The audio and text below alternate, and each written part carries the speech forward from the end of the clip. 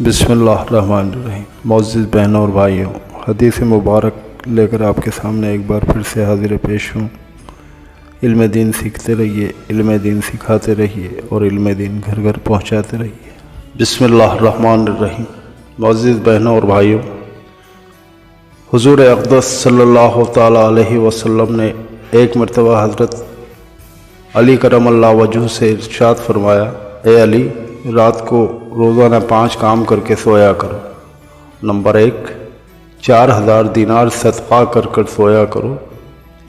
Number 2، 1 قرآن شریف پڑھ کر سویا کرو۔ نمبر 3، جنت کی قیمت دے کر سویا کرو۔ نمبر 4، 2 لڑنے والوں میں صلح کرا کر سویا کرو۔ اور نمبر 5، 1 حج کر کے سویا کرو۔ سیدنا حضرت علی مولا علی مشکل کشا نے عرض کیا، یا رسول اللہ صلی اللہ علیہ وآلہ وسلم، امر محال ہے، کب بن سکیں گے؟ یعنی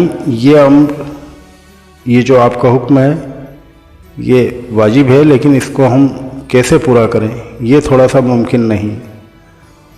حضور اقدس صلی اللہ علیہ وسلم نے ارشاد فرمایا، نمبر 1، 4 مرتبہ سورۃ الفاتحہ یعنی الحمد شریف پڑھ کر سویا کرو، اس کا ثواب 4000 دینار صدقہ دینے کے برابر ہوگا۔ نمبر 2، 3 مرتبہ قل هو اللہ شریف پڑھ کر سویا کرو، 1 قرآن مجید پڑھنے کے برابر ثواب حاصل ہوگا۔ نمبر 3، 10 مرتبہ درود شریف پڑھ کر سویا کرو، جنت کی قیمت ادا ہو جائے گی۔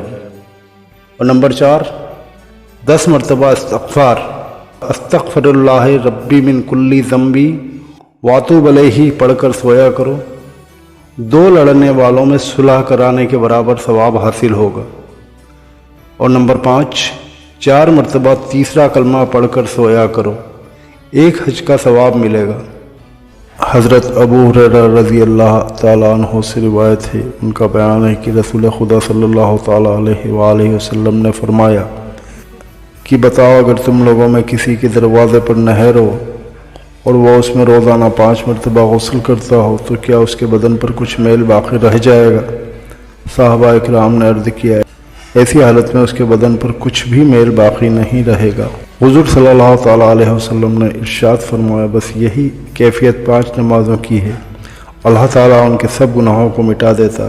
ایک جگہ حضرت ابو ذر رضی اللہ تعالیٰ عنہ سے روایت ہے کہ حضور صلی اللہ تعالیٰ علیہ وسلم ایک روز سردی کے موسم میں جبکہ درختوں کے پتے گر رہے تھے، یعنی پتجھڑ کا زمانہ تھا، باہر تشریف لے گئے تو آپ نے ایک درخت کی 2 شاخیں پکڑی اور انہیں ہلایا تو ان ٹہنیوں سے پتے گرنے لگے۔